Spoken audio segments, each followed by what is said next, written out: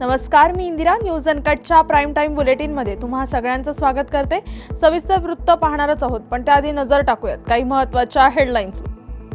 Share बाजारात गुंतवणूकदारांनी गमावले 1.59 लाख कोटी. पोर्श प्रकरणातील डॉक्टर अजय तावरे किडनी रॅकेटमध्येही असल्याचा धक्कादायक खुलासा. मुसळधार पावसामुळे जालन्याच्या घनसावंगी तालुक्यात कांद्याचं नुकसान. आणि जालन्यातील देवमूर्ती येथील शेतकरी आंदोलनाला विरोधी पक्षनेते अंबादास दानवेंची भेट. आता पाहूयात सविस्तर वृत्त.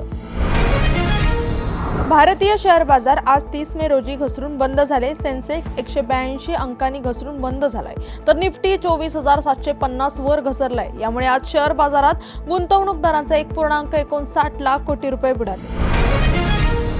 ससूनमधील डॉक्टर अजय तावरे हा पुणे पोर्श प्रकरणातील आरोपींच्या रक्त नमुन्यात फेरबदल केल्याप्रकरणी अटकेत आहेत. आता त्याच्या विरोधात आणखी गंभीर माहिती समोर आली असून 2022 साली उघड झालेल्या किडनी रॅकेट प्रकरणातही त्याचा सहभाग असल्याचं तपासात निष्पन्न झालंय. पोलीस सूत्रांच्या माहितीनुसार डॉक्टर तावरने किडनी प्रत्यारोपण समितीचे अध्यक्ष असताना रुग्णांचे बनावट नातेवाईक सादर करून प्रत्यारोपणाला परवानगी दिली होती. या किडनी रॅकेट प्रकरणी स्वतंत्र तपास सुरू असून लवकरच या रॅकेटचा संपूर्ण पर्दाफाश केला जाणार असल्याची माहिती सूत्रांकडून देण्यात आली आहे. उत्पन्नाची जी प्रक्रिया आहे त्या प्रक्रियेमध्ये वेगवेगळ्या स्तरावरती वेगवेगळ्या समित्या कार्यरत असतात. रिजनल ऑथरायझेशन कमिटी ही जी समिती आहे, या समितीचे अध्यक्ष म्हणून डॉक्टर अजय तावरे हे काम पाहत होते. एकंदरीत आतापर्यंत झालेल्या तपासावरून तपासी अधिकारी यांना जे निष्कर्ष त्यांनी प्राप्त केलेले आहेत, त्यातले काही साक्षीदार आहेत, त्यांचे काही जबाब आहेत, इतर काही बाबी आहेत, याच्यावरनं प्राप्त झालेल्या या निष्कर्षांवरनं डॉक्टर तावरे यांना सुद्धा आरोपी याच्यामध्ये निष्पन्न करण्यात आलेले आहे. आणि त्याबाबत न्यायालयामध्ये प्रोडक्शन वॉरंट प्राप्त करून घेऊन त्यांना प्रोड्यूस करून आपल्याला 2 जून 2025 पर्यंतची त्यांची पोलीस कस्टडियल रिमांड आपल्याला प्राप्त आहे. यातील तपास हा पुढे चालू आहे. त्या तपासाअंती इतरही निष्कर्ष निघतील, त्याप्रमाणे तपासी यंत्रणा ही पुढील कारवाई करेल. मुसळधार पावसामुळे जालन्याच्या घनसावंगी तालुक्यातील जाम समर्थ येथे कांद्याचं मोठं नुकसान झालंय. जाम समर्थ आणि परिसरातील गावांमध्ये मोठ्या प्रमाणात कांद्याचं उत्पादन होतं. मात्र सततच्या पावसामुळे कांद्याला फटका बसला असून शेतकऱ्यांनी काढून ठेवलेला कांदा शेतातच ओला होऊन सडून गेल्याचं पाहायला मिळालंय. त्यामुळे शेतकऱ्यांनी झालेल्या नुकसानीचे पंचनामे करून मदत देण्याची मागणी केली. जालन्यातील देवमूर्ती येथील शेतकरी आंदोलनाला विरोधी पक्षनेते अंबादास दानवे यांनी भेट दिली आहे. जालना नांदेड समृद्धी महामार्गात गेलेल्या जमिनीला योग्य मोबदला द्यावा या मागणीसाठी देवमूर्ती येथे मागील 28 दिवसांपासून महामार्ग बाधित शेतकऱ्यांचं धरणे आंदोलन सुरू आहे. दानवे यांनी धरणे आंदोलनाला बसलेल्या शेतकऱ्यांशी चर्चा केली. यानंतर बोलताना दानवे यांनी सरकारने जमिनीला योग्य मोबदला द्यावा अशी मागणी केली आहे. रुपये एकराला भाव मिळतोय आणि इकडे 5 लाख 10 लाख भाव मिळतोय. हे जालन्यातच होते, अशातला भाग नाही की बाकीचे कुठलं उदाहरण मी सांगतो, अशातला भाग नाही, मी जालन्यातलंच उदाहरण देतोय. सिडकोचं जे 9 घर आहे याला 1,75,00,000 रुपये भाव दिला. 1,75,00,000 रुपये पर एकर. आता ती कोणी घेतली, काय घेतली, कोण आहे त्याच्यात, सरकारने त्याच्यावर आता स्थगिती दिलेली आहे. भविष्यात काय होईल मला माहिती नाही. पण काही व्यापाऱ्यांनी शेतकऱ्यांच्या जमिनी 35-40 कोटीत घेतले आणि तब्बल 800 कोटी रुपये सरकारने त्याला दिले. 800 कोटी रुपये. समृद्धी महामार्ग ज्याला जोडणारा हा नांदेड जालना महामार्ग होतोय. मला माहिती आहे समृद्धीच्या पूर्ण आंदोलन आम्ही उभा केलं होतं एक मोठं, आणि आंदोलन उभा केलेलं असताना बातमीपत्रात वेळ झाली आहे छोट्याशा विश्रांतीची. लगेचच परत येऊ. तोपर्यंत पाहत राहा न्यूज अनकट. चला करूया माणुसकीचा हा नाट्य जागर. चला करूया जागर स्वतःमध्ये आणि सगळ्यांमध्ये माणूस शोधण्याचा. चला जागराला जागराला या हो, जागराला या हो, जागराला या तुम्ही, जागराला या. माणुसकीच्या जागराला या हो, जागराला या तुम्ही, जागराला या. कलाकारांचा हा नाट्य जागर येतो लवकरच आपल्या भेटीला न्यूज अनकटवर. बातमीपत्रात पुन्हा एकदा स्वागत. आता पाहूया उर्वरित काही महत्त्वाच्या घडामोडी. बीड जिल्ह्यात काही दिवसांपासून मुसळधार पाऊस पडल्यामुळे तलाव, ओढे, नाले, नद्या सर्व तुडुंब भरून वाहत आहेत. घराबाहेर पडताना पाऊस आणि रस्त्यांचा अंदाज घ्यावा. वीज कोसळण्यापासून आपली तसंच जनावरांची काळजी घ्यावी. आपत्कालीन परिस्थितीत नागरिकांनी प्रशासनाशी संपर्क साधावा, असं आवाहन बीडचे जिल्हाधिकारी विवेक जॉन्सन यांनी केलंय. सर्वांना नमस्कार. मी विवेक जॉन्सन, जिल्हाधिकारी बीड. सर्वांना माहीतच असेल की मागच्या 2 दिवसापासून खूप पाऊस चालू आहे. त्यामुळे आमच्या बिंदुसरा धरण सुद्धा भरलेलं आहे. आता पाऊस चालू झाला असेल तर असा शक्यता आहे की आमच्या इतर नाला आणि तलाव सुद्धा बनण्याची शक्यता खूप जास्त आहे. त्यामुळे मी सर्व बीडच्या नागरिकांना आवाहन करतो की तुम्ही काळजी घ्यावे. आता यामध्ये जो वीजमधून जो धोका असतात, तुमच्या जनावरांचा जो धोका असतात आणि सर्वप्रथम जो बुडून जो मृत्यू होतात, पाऊस पाणी वाटल्यामुळे बुडून जो मृत्यू होतात, त्यामधून सुद्धा सर्व काळजी घेण्यात यावे. आणि काहीतरी अडचण असेल तर आमचा टोल फ्री नंबर चालू आहे, त्यामध्ये तुम्ही तुमच्या तक्रार आणि तुमच्या माहिती नोंद करण्यात यावी. धन्यवाद. मागील संततधार पावसामुळे मराठवाड्यासह जालना आणि औरंगाबाद जिल्ह्यामध्ये शेतकऱ्यांचं प्रचंड नुकसान झालंय. छत्रपती संभाजीनगर जिल्ह्यातील भोकरवाडी येथील शेतकरी गहिनाथ चव्हाण या शेतकऱ्याचं अतोनात नुकसान झालंय. त्याच्या शेतातील 2 ते 3 एकर बाजरी आणि कांद्याचं पीक पावसानं सडून गेले. व्याजाने घेतलेले पैसे कसे द्यायचे? माझ्या नवऱ्याने जर फाशी घेतली तर मी कोणाकडे पाहायचं, असा अर्थसवाल शेतकऱ्याच्या पत्नीनं उपस्थित केलाय. याचाच आढावा घेतलाय आमचे प्रतिनिधी संजय आहेर यांनी. मागील 4-5 दिवसापासून जर पाहिलं तर आसमानी संकटाने मात्र शेतकरी त्रस्त झालेला आहे. आपण पाहिलं तर अवकाळी पाऊस झाला, त्या पावसामुळे शेतकऱ्याच्या हातातोंडाशी आलेले घास मात्र आता हिरवून घेतलेले आहेत. असं छत्रपती संभाजीनगर जिल्ह्यातील एक शेतकऱ्याच्या ठिकाणी मी आलेलो आहे. आपण पाहू शकताय या ठिकाणी त्याचा संपूर्ण कांदा जो आहे तो आता हातातोंडाशी आलेला, मात्र पावसामुळे प्रचंड प्रमाणामध्ये त्याचं नुकसान झालंय. पूर्णतः कांदा जो आहे त्याच्यात सडून गेलेला आहे. जवळपास 4 ते 5 एकर कांदा त्याने लावला होता आणि हा कांदा जो आहे तो जमा करून ठेवला होता. त्यानंतर मात्र त्याला चाळीमध्ये ठेवायचं होतं, त्याला झाकून ठेवायचं होतं. तत्पूर्वीच मात्र पावसाने मोठ्या प्रमाणामध्ये हजेरी लावली, त्याला वेळ देखील नाही दिला. त्यामुळे हा पूर्ण कांदा जो आहे तो सडून गेलेला आहे आणि त्या शेतकऱ्याचं लाखो रुपये नुकसान झालं. त्याचबरोबर त्यांनी जी काही बाजरी काढली होती ती बाजरी देखील मोठ्या प्रमाणामध्ये सडून गेलेली आहे. ती देखील काढण्याच्या वेळेसच मात्र पाऊस आला आणि त्यामुळे नुकसान झालं. माझ्यासोबत शेतकरी आपण त्याच्या भावना जाणून घेणार आहात. काय सांगाल तुम्ही? हे पीक हे केलं, मेहनत केली, याच्यात 1 रुपया नाही भेटत, त्याचं काय करणार? याला सगळं सडून गेला पावसाने, काहीच नाही करून झालं. 15 दिवसांनी पाऊस लागला तर ते हलूनच जागाच नाही सोडून दिली. काय करणार शेतकरी? हा, शासनाला सांगतो आम्हाला कांदा द्या, हे द्या, ते काही विचार हेच नाही करणार तयार. काय करणार आहे? किती खर्च झाला? काय 2-3 लाख रुपये खर्च झाला, त्याच्यात 3-4 लाख रुपये याच्याने पैसे काढून नाही केले. आणायचे कुठून पैसे द्यायचे? काय सावकाराला काय सांगावं? आता काय म्हणायचं सावकाराला? अजून राज्य शासनाने तात्काळ पंचनामे करायला सांगितले. काही अधिकारी आलं नाही, कोणी नाही आमच्याकडे, कोणी आलं नाही, काही नाही, काहीच नाही. आज आम्ही फोन केले तर ते फोन पण घेत नाही. मग आता ते आम्ही जायचं म्हणायचं कोणाला? माझ्यासोबत त्यांचे घरचे त्यांचे मंडळी आहे, त्यांचे बायको देखील आहे. काय सांगाल ताई, तुमचं प्रचंड प्रमाणामध्ये नुकसान झालेलं आहे? हो, नुकसान तर फार झालेली आहे. आता हे कसं करायचं? हे कांदे ते सगळी नुकसान झाली आणि व्याजाने पैसा काढून जर माझा नवराच जर आज फाशी घेऊन जर मिळाला तर मी कोणाकडे हे करायचं? मागायला जायचं? कोणी सरकार याचं काही विचार करीत नाही, कोणी पाहायला येत नाही, कोणी फोन लावला. माझे मालक 3-4 दिवसापासून हिंडत येत, फोन घेत नाही कोणी, काही नाही. माझं चला नुकसान झाली, कोणी लक्ष द्यायला तयार नाही. माझ्या 4 लेकर आहे मला, मी कसं त्यांनाच पोसायचं? आज हे म्हणजे एक जणी आणलेले पैसेच जर मिटत नाही तर त्यांचं शिक्षण ते कसं करायचं मी? नक्कीच आपण जर पाहिलं तर ह्या शेतकऱ्याच्या भावना होता.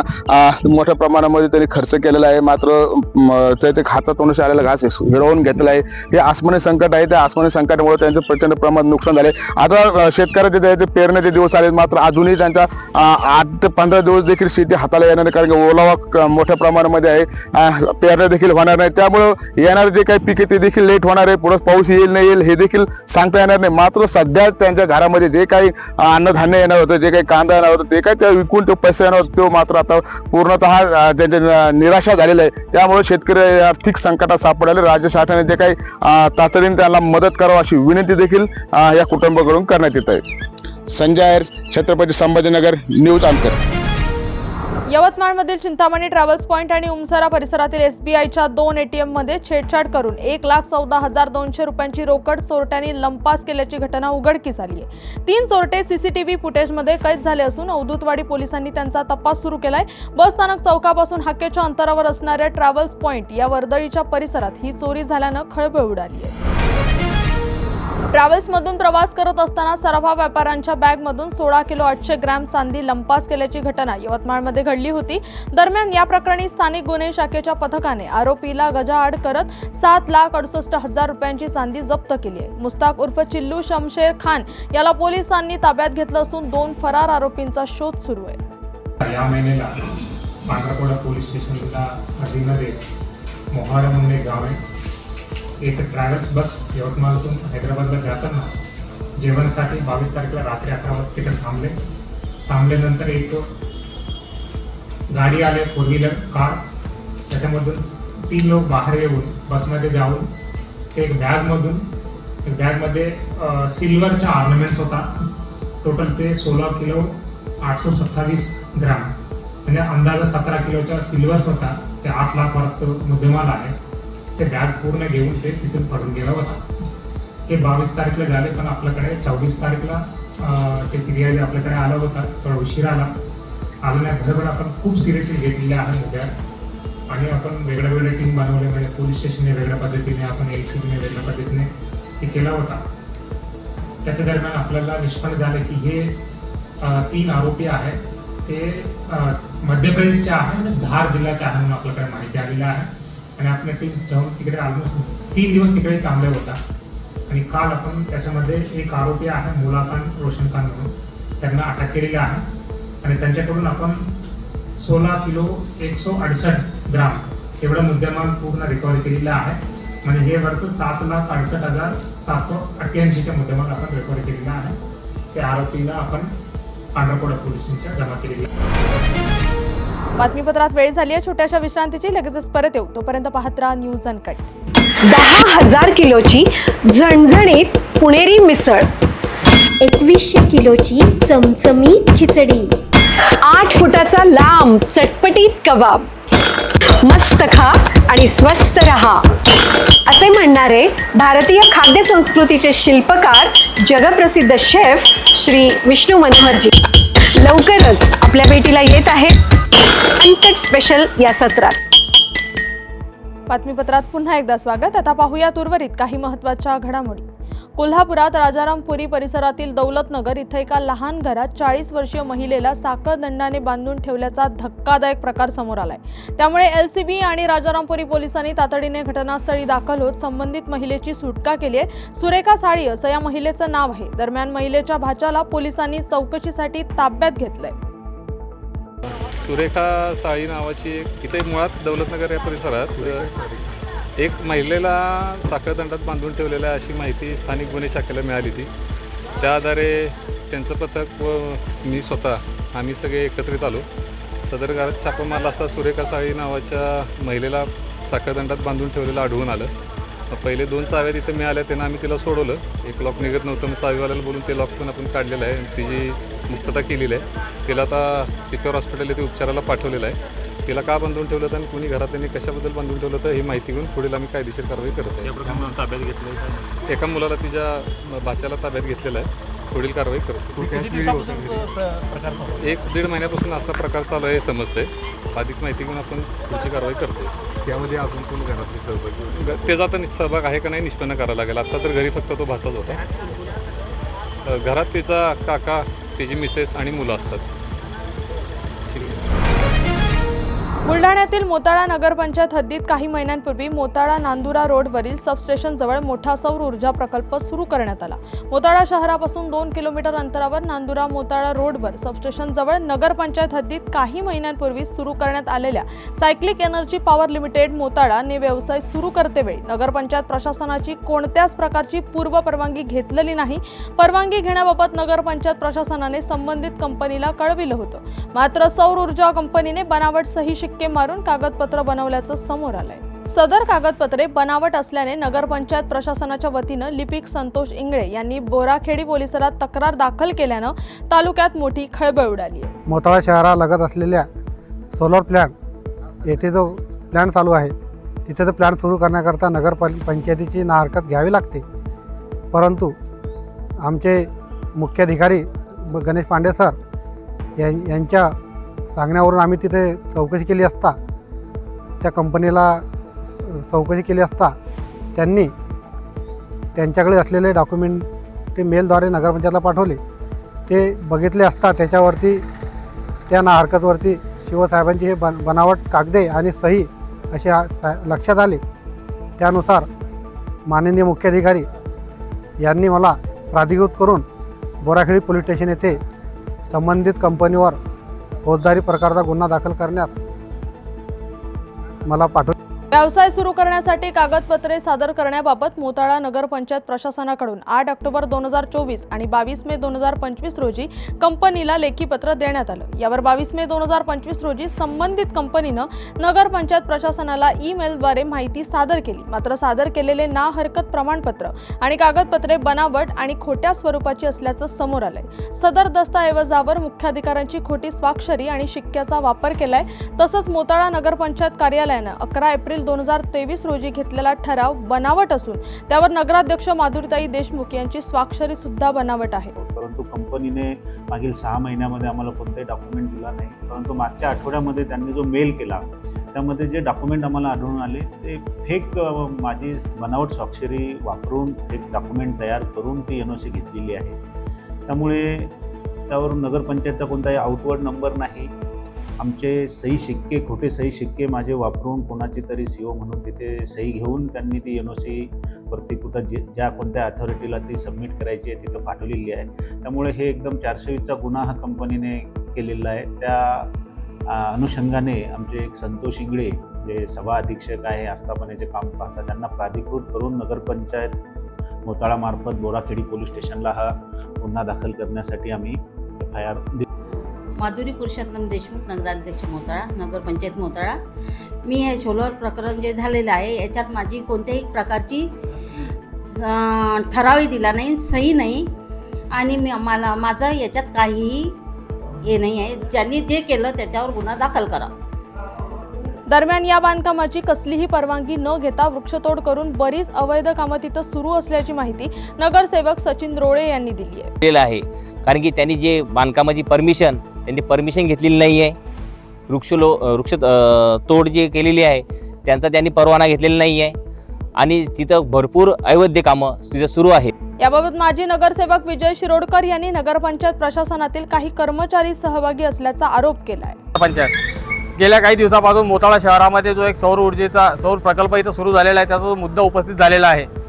या सौर प्रकल्पामध्ये मोताळा शहराच्या मोताळा नगरपंचायतचा जवळपास करोडो रुपयांचा इथे महसूल डुबलेला आहे. तसेच त्यांना जे कागदपत्र देण्यात आले ते सर्व डुप्लिकेट कागदपत्र इथं नगरपंचायतच्या माध्यमातून देण्यात आले. ज्यामध्ये NOC असेल, ठराव असेल, तर ठरावावरती सूचक अनुमोदक जे आहेत त्यांनासुद्धा याची आयडिया नाही की आपल्या नावाचे ते ठराव देण्यात आलेले आहे. ठरावावरती नगराध्यक्ष यांची डुप्लिकेट साईन, तसेच NOC वरती सन्मान्य मुख्याधिकारी यांची डुप्लिकेट साईन. तर ह्यामध्ये नगरपंचायतचे काही कर्मचारी यांचासुद्धा सहभाग असून कर्मचाऱ्यांच्या माध्यमातून हा करोडो रुपयांचा महसूल तर नगरपंचायतचा डुबालेलाच आहे. तसेच यामध्ये लाखो करोडो रुपयांचा भ्रष्टाचारसुद्धा नगरपंचायतच्या कर्मचाऱ्यांच्या माध्यमातून तसेच सोलर कंपनीच्या काही कर्मचाऱ्यांच्या माध्यमातून झालेला आहे. सदर बाब गंभीर असल्यानं या सौर ऊर्जा कंपनीवर फौजदारी गुन्हा दाखल करण्याची मागणी बोराखेडी पोलिसात दिलेल्या तक्रारीत करण्यात आली आहे. आता पोलीस प्रशासन काय कारवाई करतं याकडे तालुकावासियांचं लक्ष लागलंय. बीडमधील शेतकऱ्यांनी कपाशी बियाणे खरेदीसाठी शहरातील कृषी केंद्रांवर मोठी गर्दी केली आहे. मात्र याच संधीचा गैरफायदा घेत कृषी केंद्र चालकांनी कपाशी बियाण्यांचे दर भरमसाठ वाढवून शेतकऱ्यांची लूट सुरू केली आहे. शेतकऱ्यांनी शिरूर कासार शहरातील कृषी केंद्रांवर बोनसर नावाच्या कपाशी वाणाची बॅग निश्चित दरापेक्षा अधिक म्हणजे तब्बल 1500 रुपयांना विकली आहे.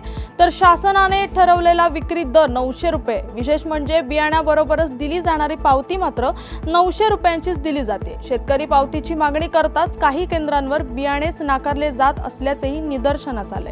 त्यामुळे शेतकरी अतिश कुमार बांगर यांच्या नेतृत्वात कृषी विभागाला तक्रार करण्यात आली आहे. कृषी दुकानदार आज रोजी बाउन्सर या वाहनाची पिशवी, एका पिशवीची किंमत कंपनीकडून 900 रुपये आहे, परंतु वाहनाचा तुटवडा झाल्यामुळे संबंधित दुकानदार एका पिशवीचे 1300 ते 1400 रुपये घेतात व बिल 900 रुपयेप्रमाणे देत आहे.